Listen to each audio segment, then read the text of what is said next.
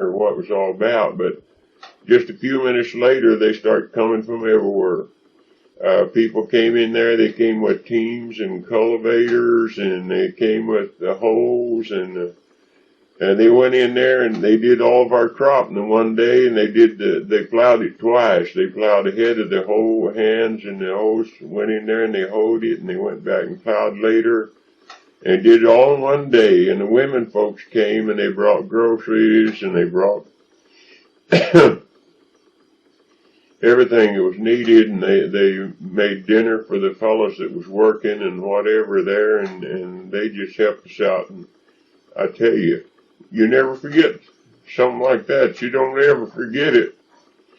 Anyhow, we went ahead, and when our crop was pretty well along, we were harring the cotton. Not too long after that, we was harring the cotton, and that's when my stepfather, the one that I was talking about that beat my mother up, he came back, and he found us, and he came, and we was up there harring, and me and my mother, I worked with her a lot, and I wasn't very big, but I done most of the team driving. I love to drive a team. She let me drive them. I knowed how to handle them and everything, so she'd just kind of supervise, and she was out in the field with me, and I was harring there, and I guess she took turns. I don't remember. She probably took turns, because I wouldn't have lasted too long just completely following the team. But anyhow, she told me, we stopped there for something, and she looked over there, way across there, and she saw this fella coming walking, and she said, "That looks like old man Bowers." And said, "I'm not sure that's him, but I'm almost sure." And she said, "We'll just stay stopped right here." And she said, "Let's unhook the team."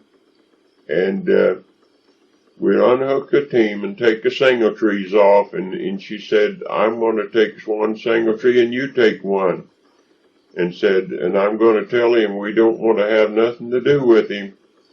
And said, if he gets the best of me, you use that single tree."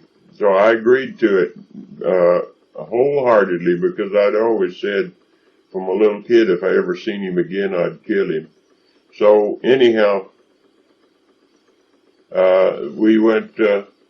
we just stood there, and I had the single tree and she had the single tree, and when he got up close enough to see what was going on, he never came within about 30 feet of us. He stopped at about 30 feet. Well, my mother told him to stop right there. "If you want to talk, I'll talk with you."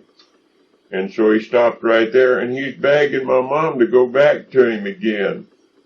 He's begging my mom to go back to him. She already been married a long time. You can't believe it. Anyway, she told him no way. And he messed around there for a little while. And she told him, "Well, it's time for you to go. You better get going." And he did. He left. And I hadn't seen or heard of him since then. Later on, I repented of that, of wanting to kill him, and decided that there was no way to feel about a person. And I just somehow never learned to love him. I don't reckon for sure. But I'll tell you, I got over the idea of wanting to kill him, that's for sure. But, of course, for a long, long time in my teen years there, I was intending to, if I ever met up with him again. But I didn't, so whatever. And anyhow, from there we moved to another place, and a lot of things happened to me, with fights at school and kids beating up on me and all that, and I was always a coward, would always run, but somehow or another, accidentally, I'd always somehow get the best of the same boy that was beating up on me or whatever was happening. Anyhow, I'm not going to dwell on that, because I got a lot of things to say that I want to get into, and we moved on down to another house there, and we stayed, and I had lots of, my stepfather's stepbrother's boy, we was together a lot, and he's the one I was talking about chewing the tobacco with and whatever. But he had bad teeth, and he'd always have the toothache was any work to do, and when there wasn't any work to do, he didn't have the toothache and whatever there. So that was something there that we went through. And I remember then we moved on down into the bottom there from that house. Well, we gave up everything we had. We had our horses and our cows and our whatever there, and there was mortgaged for some reason, I guess, to make a crop or something. And we the guy that was financing us took them away from us or something, and we wound up with nothing. And we moved down in the bottom to a house, an old man's house, and my stepfather got a job from somebody working 5 miles away. Well, it was some of his relations. I don't remember what relation, but there's some relation to him. And this man paid him $1 a day, and he walked 5 miles in the morning, worked for $1 a day. I better check this thing now. I turned it over. I remember there's plenty of tape on there now. Anyhow, he walked that 5 miles, and I remember in the winter there, we had this one old mare that, I don't know if we kept her from our other horses or whether we just picked her up somewhere, but we got a hold of this old gray mare anyhow somewhere, I don't remember. But, we made a big old sled, great big sled to haul wood on, and where we cut the wood was way out on the prairie up above us. And there was a long hill there that came on down to the house, and the ground flattened out a little bit before we got to the house there, but it was a long slope down that way there, and so they went back up there and they cut the wood, and I was always around. I don't know what happened. I don't know if I had to go along or whether I just wanted to go along, but I went along, and there was snow on the ground when we hauled the wood, and I went up there. We went up there, and I remember took that mare with us and that sled, and they loaded that sled on there about, I think it was as big as a wagon bed or something like that. But they had a big load of wood on there, I know, and when we got to the brink of the hill, when we come back to the brink of the hill, they unhooked the mare and just sent the sled down by itself. And, of course, there was a wagon road down there, and I guess the one side of the sled was in the wagon road, and it kind of guided it down the hill. It come all the way down that hill about almost a half a mile by itself. Then we came on down with the mare and hooked her onto the sled again, took it on up to the house and got her wood up there. I remember then, we had this one old sow. I don't know if we kept her from our deal or whether we got her from somebody or what, but we had this one old sow that was going to have some pigs, and so we, she did have pigs, and she had her pigs, in the, I guess it was in the wintertime yet. It was still cold. It was probably about, probably in January or February, maybe last of February or something, but I know it was still awful cold. And when she had her pigs, they was feeding her out of that $1 a day that he was making over there working for somebody. They was feeding her, and we were buying some groceries, and we killed a lot of swamp rabbits down there in the bottom. I remember that one time we had about 50 swamp rabbits in the ice box, not ice box, but in our meat box, and we'd salted them down and kept them that way, like we did the meat. Anyhow, and somehow or another we always managed to have meat, but when that sow had her pigs there, everything was just beautiful there for about a week or two, and boy, them little old pigs just looked like they was doing all right, and all of a sudden the folks noticed them squealing around, and they acted like they was hungry, and they went and looked and started investigating, and she was sick. The mama was sick, and and she died, and they didn't know what was the matter with her. Never did find out what's the matter with her. She died, and after she died, I remember Mom and them took those little old pigs. Now they're only, I think, 2 to 3 weeks old when the sow died, and there was 9 of them, and so they took them and fed them by hand. And I don't know, we had a cow. I know we had a cow, but I don't know if it belonged to us or not. Probably borrowed it from somebody. A lot of people had things like that they let you use. You just feed it. And anyway, we had a cow. I know they give it some milk, and they made mush for it. And they made out of cornmeal mush. And they get up all hours of the night and feed those little old pigs. And we brought them down to the house. We didn't leave them up there at the barn. We brought them down to the house, and the house was up off the ground just a little bit, and it was closed in around, except there was an open place there on the one side, and those little pigs would go into there, and they kept firing the heating stove and kept the floor hot underneath there, and they slept right underneath the floor. Well, they kept them in a box in the house, to tell you the truth about it, for a little while. I don't know how long, but they put them in a box at night and put them in the house at night and feed them that mush. They got a little bigger. They put them outside, and they go on the floor and sleep right under that stove. And so they'd keep that fire hot in there, and their little old pigs would survive. And then the little old pigs would start squealing under there. And they'd start squealing. Mom would get up and make the mush, or they already had it made. She'd just heat it up again and stir it up a little bit and take it out there. And when she went out there with it and hollered for them, boy, they'd come rolling out there, and they would eat, and they'd go right back under that floor. Well, then the spring coming, we put them back out there at the barn in the pig pen, and so we started feeding them. I can remember going to town. It was the way we had to go there to get up to Doyle. Now, there isn't a Doyle anymore. Then there was 3 stores at Doyle. Now they don't have a Doyle at all. I went by there last year, and you can hardly recognize the place. Anyway, we had a smaller sled made, and I'd take that mare in the sled and go that about 2.5, I guess, miles or something like that to the store and get shorts every once in a while. We fed the pigs on shorts then for a long time before we started feeding them hard corn.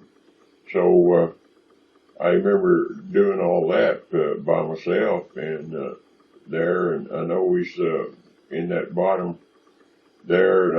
I remember my stepfather then, he worked for that old man that owned that place for a while too. He worked down there clearing land, and they'd clear the land. And I can remember they burned thousands and thousands of tons of wood down there that one year.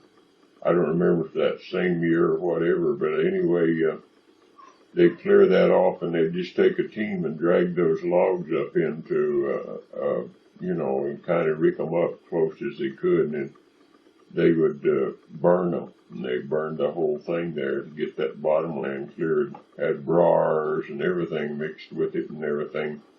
Well, anyway, in the spring of the year, that old man that owned the place, he had lots of money, and he had lots of big mules and teams and whatever.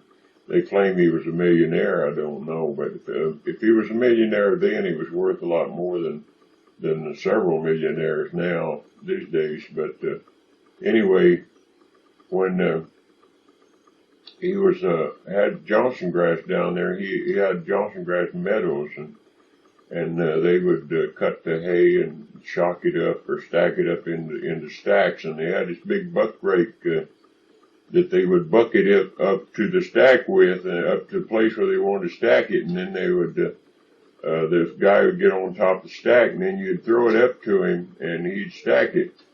Well, they wouldn't make a great big old stack, but they'd make it about 6 or 8 feet high, the stack, and pretty good size, and so the old man wanted me to work for him, and I had worked for his son before, and his son paid me 50 cents to follow a corn planter. I was 11 then. wasn't quite 11, but I was 11 that year anyway. I had worked for his son, behind, now his son was driving 4 mules to a riding lister.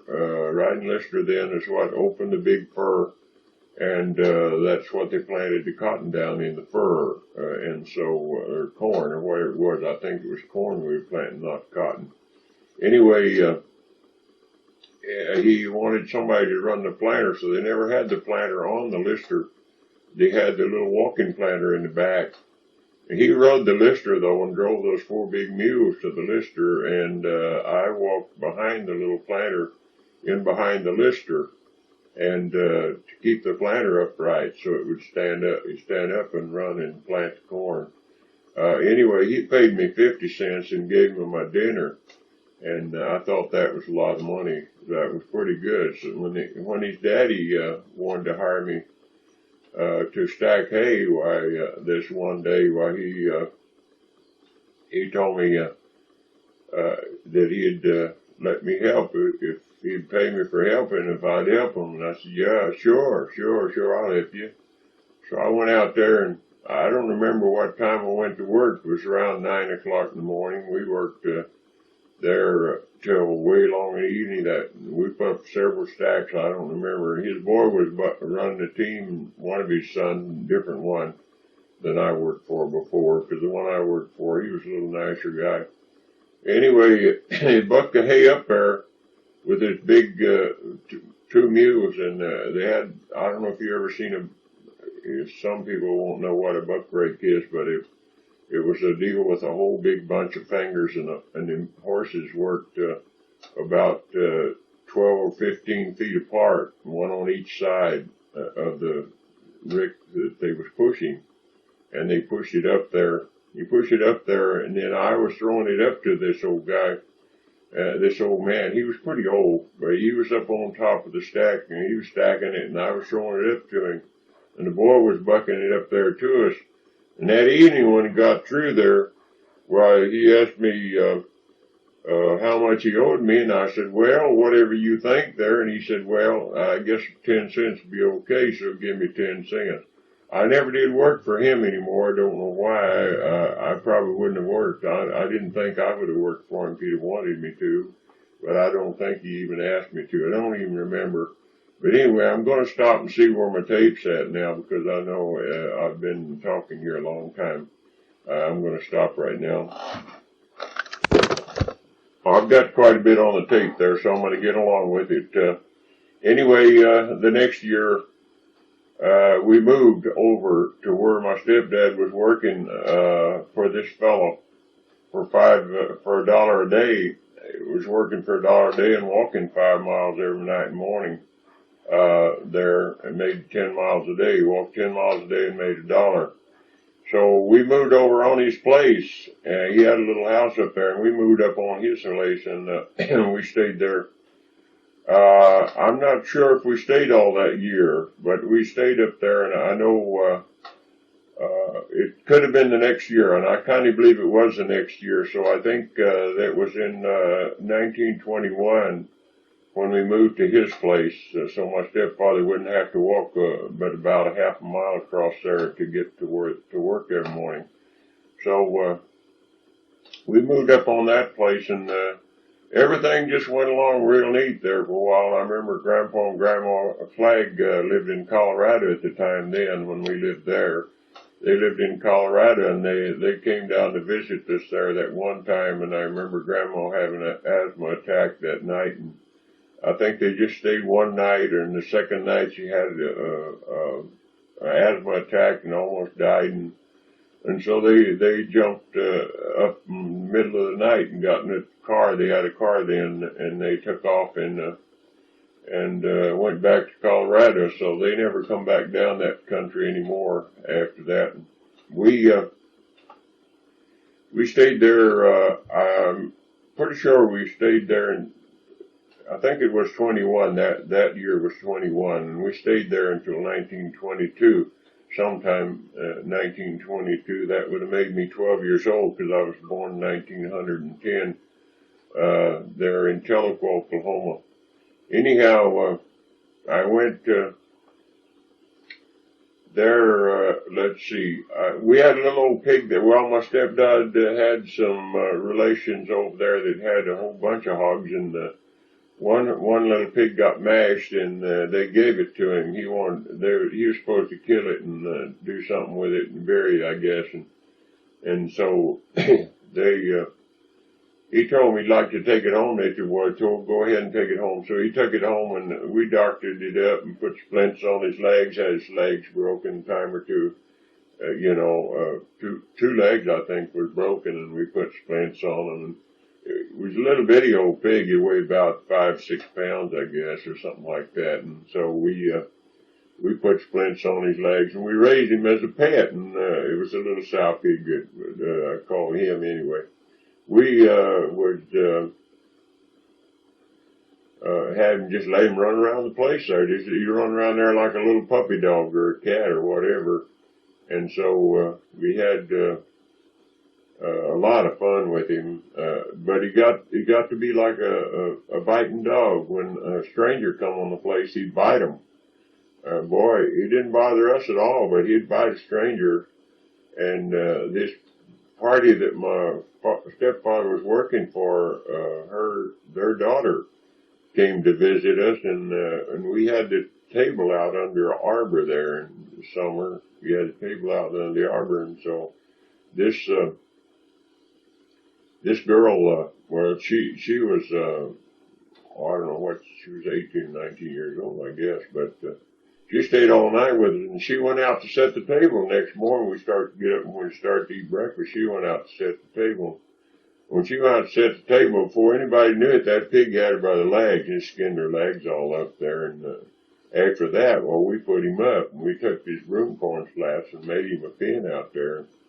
I think it was a her anyway, but we made it a pen. And I don't know if you ever seen a broom corn slat or not, but they were 3/4 by about 3 inches by 3/4. And we took those things and we put just cribbed it like, and we made that thing solid and fastened it and fixing with that little old pig would climb. She climbed over the thing. And so we made it higher, and she climbed over it. And we made it higher, and she climbed over it. We got about 5 or 6 feet, and she climbed over it. I don't know what we done with her now. I think we must have sold her to somebody and let them butcher her, because she was pretty big now anyway. And so then from that place, my stepfather's sister had real bad asthma, and she was sick, and they was going. I never was very healthy either myself, and so they told they was going to go to Texas in a covered wagon. They intended to go to Texas, and there was 2 wagons of them. The old man and Faith Boydston and his wife Lizzie Boydston. That was my stepfather's mother. They was going to go to Texas, and so they talked my stepfather into going with them. But they told him that I never would live to be a teenager. That I'd never live. Past the teenage, if they didn't do something with me. So he made them believe that I was going to die anyway. They made him believe I'd die anyway if he didn't take me somewhere. So they went.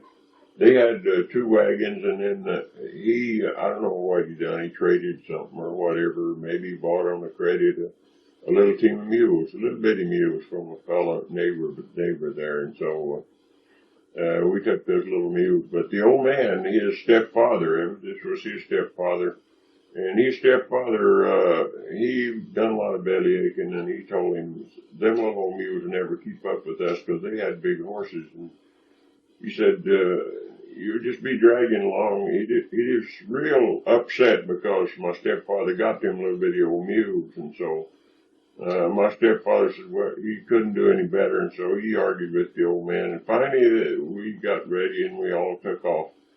And the first day or so, they liked to kill our little old mules, them horses did. And, well, after a couple of days, we never had any more problems. Them little old mules would stay right behind any of the wagons, and we always rode in the back. They stayed in the back, and the little old mules would stay right up. And we went from there. We went to Marlow, and from Marlow we went south there, and we went on to Burnett. And I don't know how long or where all we went, but I remember stopping a lot of times on the road. And the main incident I do know about there is we stopped just before we crossed Red River. It just poured down rain, and we stopped, kind of pulled off in the bar ditch there off the main road, and we stopped there, and it was just nice there. But when it come that pour down rain, it just poured down rain for about 30 minutes or maybe 45 minutes or something,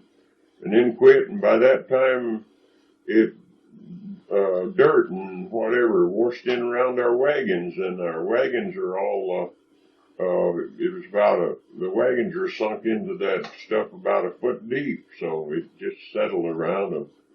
And so when we waited till it stopped raining and everything was over, and when we got ready to go, well, my stepfather was telling my stepfather said, "You'll never get out of here." Said, "Them little mules will never pull that out." So my stepfather said, "Well, let's don't worry about it. Let's just worry about getting you out." And they started, and the first team, the old man's son-in-law and the old man's daughter, they pulled out, and their team was pretty steady, and they stayed together pretty good, and they sat down on there, and they didn't make it. And so we got on the wheel, and everybody got on the wheel, and everybody lifted a little on the wheel, and they went right on out. And so the old man, he tried to go, and he couldn't get out. And so my stepfather let him worry a little bit first, because he made such a fuss about our mules. And so he really wanted to get even with him, like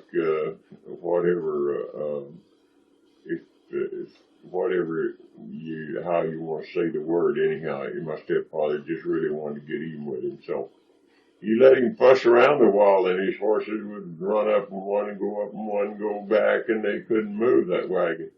So everybody got on there, and his son-in-law was there and everything, come back, and we all lifted the wheel and got him out. So when he got him out, the old man was so sure, but my stepfather wouldn't let nobody touch the wagon. Them little old mules just bucked and reared and pulled and pulled and pulled, and they kept shaking that wagon until it came loose. And that's one thing about a little old mule, they just won't quit. And so they stayed in there, and they got back out. Well, that was lived down. We never had, the old man never bothered us anymore. So then we had to cross the river. We was right at the bridge when we had to cross the river, and they went across the river, and they all stayed in their wagons. Well, all of us, all my family, we stayed out. There was 5 of us, kids and mom, and my stepfather stayed on the wagon with the mules, and them little old mules, we crossed Red River. Now, you won't hardly believe this, but I don't think that the boards at that time, I know it was just for one wagon. It wasn't for 2. And the Red River was up. It was red, believe me, and it looked terrible, dangerous and whatever. And it was flowing really big. And it was right after rain. The bridge was slick and sloppy, and the boards, I'm not sure, but I figured they would be now, if I look back at it, looked like they were 16 or 18 feet long. They might have been 20-foot boards, I'm not sure. But they weren't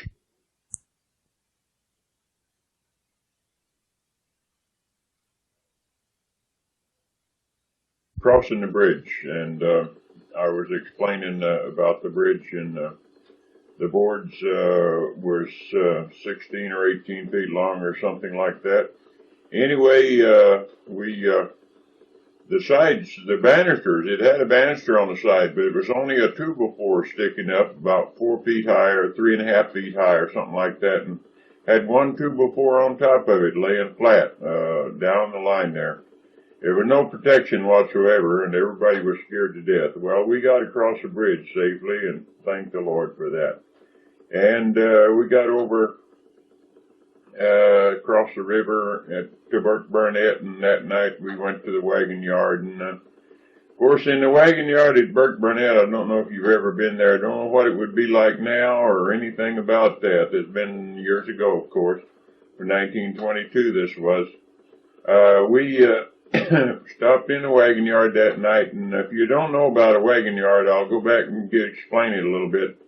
They had this big old shed that you drive into with your wagons. You could drive right on in and park your wagon inside of that shed, and then on the sides of that shed, under the same shed, there were stalls on each side to put the horses in, and you'd pay the wagon yard man to take care of the horses there. They furnished the feed and whatever. You paid so much. I don't remember. I don't know anything about the prices, whatever.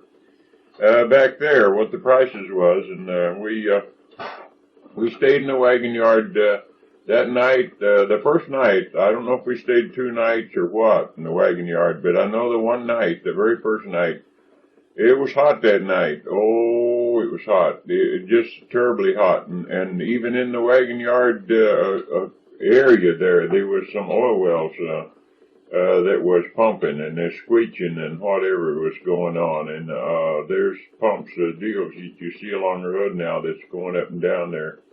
They were pulling oil out of these wells. And so and it was hot, and the mosquitoes, oh, they were terrible. They were big mosquitoes, the thoroughbred ones. I guess you would call them thoroughbreds. Anyway, they were big old mosquitoes, and it was terrible. It was hot, and there was no air. In the wagon yard, there was no wind blowing, no nothing. The smell was more like horse manure. And so, oh, that one woman, my stepdad's sister, she was a half-sister to him. Well, she was the youngest sister of the family. In fact, she was the last one. There wasn't none ever any younger than her. And her and her husband, and they had this little baby about 3 or 4 months old, or 5 or 6 months old, or somewhere in there. And his name was Elmer Smith. Her husband's name was Raymond Smith. And so they was there that night, and she was, of course, she was hot, and mosquitoes were biting and whatever, and she had an asthma attack, and she got mad, and boy, I'll tell you, that was one night that everybody suffered. Seems to me like we got out of there the next morning. I'm not sure, but anyway, I remember that night well enough. And so we went on up the road. We headed out towards Paducah, Texas. I don't even know where we were going. We headed towards Paducah, Texas anyhow. It seems to me like maybe we were going for Childress, Texas. Anyhow, we went out there and we went, I know, as far as Paducah, Texas, but we were going, we went through Vernon, Texas, and then we went through Crowell and Quanah. And up in there now, there's cedar breaks, this little, not a very tall cedar, but cedars in there, growed in there, it was all cedar. Everything you looked at just about was cedar. And there they was, it wasn't really up the Fort Worth and Denver, but the Fort Worth and Denver does go that direction now. But I don't know just how it gets through there. But it goes through Childress, Texas, I know. But we're going at the time towards Paducah, Texas, and so and I was sick, of course, myself, and I wasn't just really sick in bed, but I just didn't feel good at all.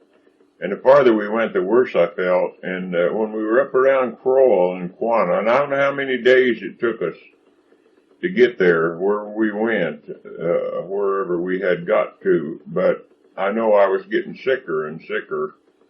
And when they stopped the wagons up there in one place, somewhere's in that cedar break, and I don't know exactly what location now we was at, but up around Crowell and Aquana 1 there, Texas, why we stopped there.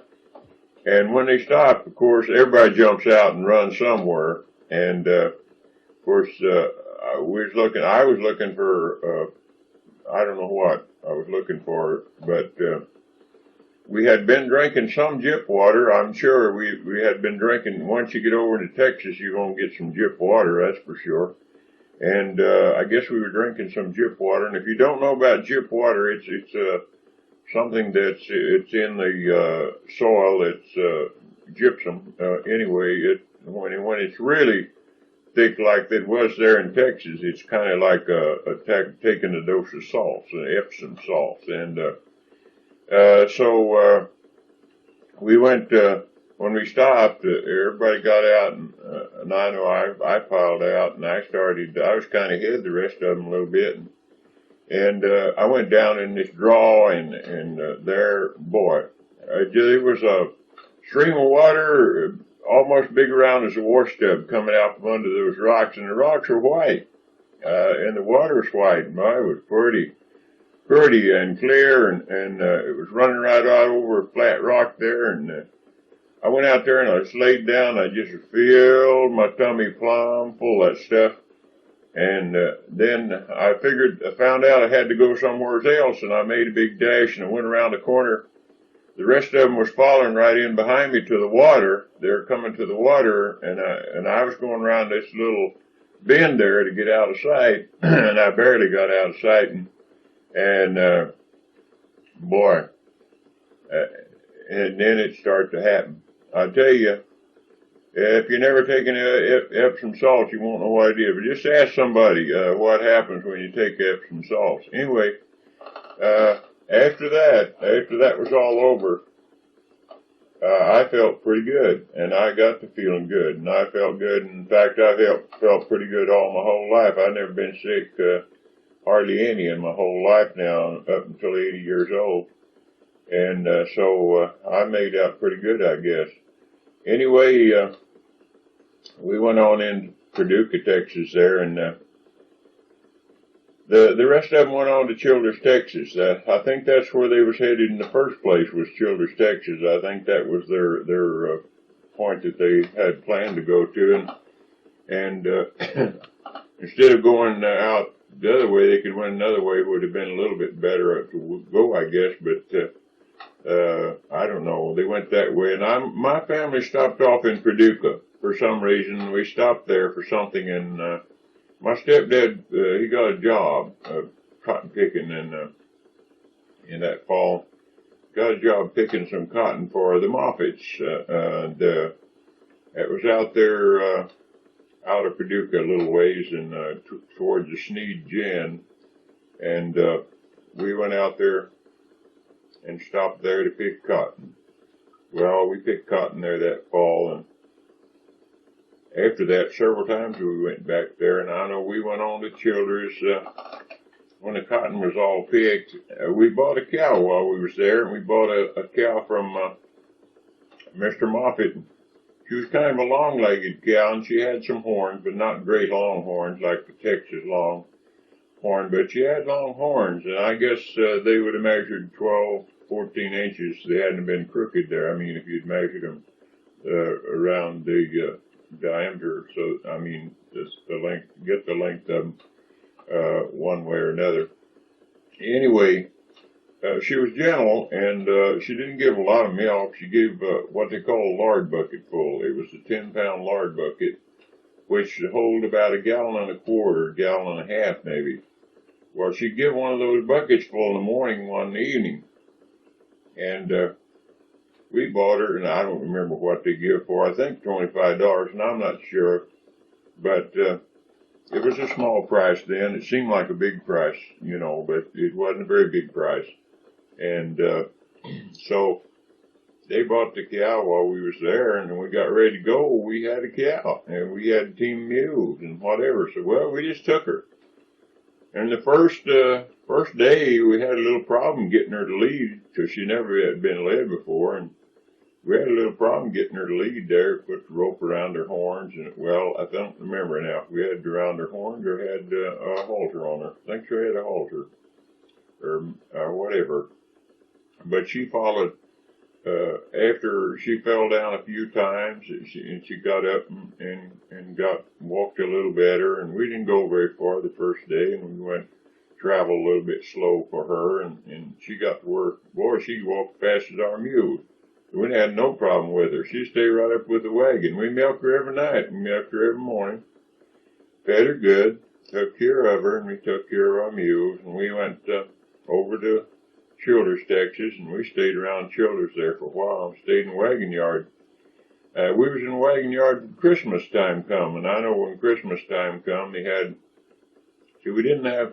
Back when I was a kid, people didn't think much about the 4th of July celebration there, but we ended Christmas time, we celebrated if we could. So there was people had firecrackers and whatever, and so well, me and this kid there that was already there with some more kids, rather, I don't remember, but somehow or another, I think my stepdad's stepbrother, the one that had the kid that I always hung out with long years back, or a few years back, I think he was there. I know he was there. I guess his family just come out there to visit the old folks, and I think they'd bought a house or something there in Childers, Texas.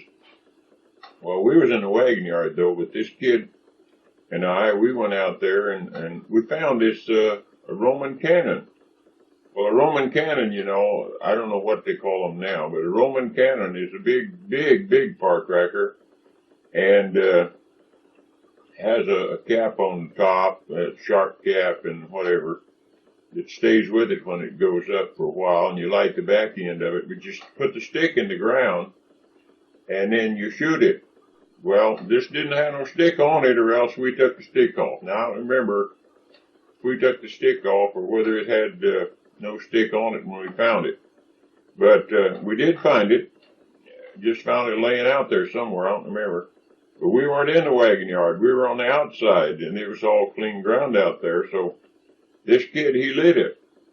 Well, when he lit that thing, he just lit it and threw it down, you know, and whenever it got down far enough to fire, well, it was going places.